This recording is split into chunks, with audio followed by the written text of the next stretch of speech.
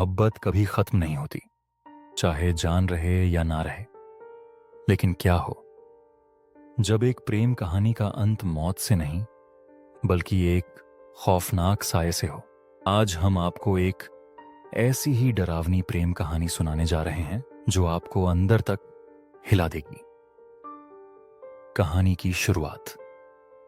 यह कहानी है अरमान और सना की, एक छोटे से कस्बे में रहने वाले दो प्रेमियों की, जिनकी मोहब्बत की मिसालें दी जाती थीं। दोनों की मुलाकात कॉलेज में हुई थी और धीरे धीरे यह दोस्ती प्यार में बदल गई। लेकिन इस प्यार के रास्ते में एक बहुत बड़ा अंधेरा छिपा था, एक ऐसा रहस्य जो दोनों की जिंदगी को हमेशा के लिए बदलने वाला था। पुरानी हवेली का रहस्य। अरमान और सना अक्सर कॉलेज के बाद घूमने जाया करते थे, लेकिन एक दिन अरमान ने सुना कि कस्बे के बाहर एक पुरानी उजाड़ हवेली है जिसे लोग शापित कहते हैं। कहा जाता था कि वहां जो भी गया वह फिर कभी लौटकर नहीं आया। सना को रोमांच पसंद था। उसने अरमान को चुनौती दी कि क्या वह उसके साथ उस हवेली में जाएगा। अरमान ने हंसते हुए हामी भर दी। दोनों ने तय किया कि रात के 12 बजे वे हवेली में जाएंगे। भूतिया हवेली का पहला कदम। रात होते ही दोनों हवेली पहुंचे। चारों तरफ अजीब सी खामोशी थी। हवेली के दरवाजे पर जाले लटके हुए थे और अंदर घुसते ही एक अजीब सी ठंडक महसूस होने लगी।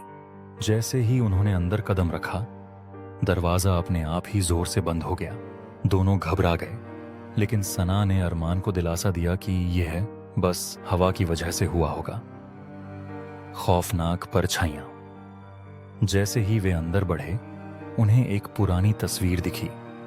उसमें एक खूबसूरत लड़की थी जिसकी आंखों में एक अजीब सी उदासी थी। अचानक वह तस्वीर जोर से जमीन पर गिर पड़ी और एक खौफनाक हंसी गूंजने लगी। अरमान और सना ने मुड़कर देखा और उनके सामने खड़ी थी वही लड़की, लेकिन अब उसकी आंखों से खून टपक रहा था। तुम आ ही गए, अरमान, लड़की ने फुसफुसाते हुए कहा। अरमान और सना के पैरों तले जमीन खिसक गई। तुम कौन हो? अरमान ने कांपती आवाज में पूछा।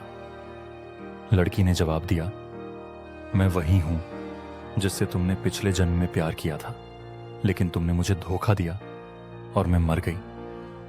अब तुम मेरे साथ चलोगे, हमेशा के लिए। अंत।